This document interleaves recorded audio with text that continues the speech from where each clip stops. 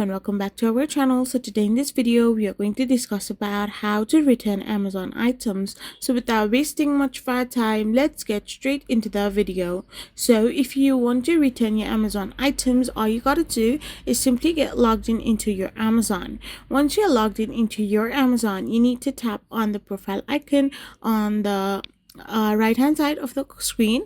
There you can find the option called return your orders. So now you can simply go and tap on your returns. So once you simply do it, you can simply find this option called return items you ordered. Once you go this, you can go to your orders, and now once you're in order, you can find the option called initiate return. Once you simply select it, you need to choose the reason why you want to return this. And once you have done this, if you choose a label free box, you can simply try a box free option as well, and you will receive a QR code.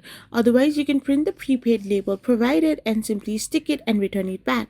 You can take the item to the designated drop-off location, and you can simply get a return and refund for this. I hope you found this video helpful, so don't forget to hit that subscribe button and to give us a thumbs up.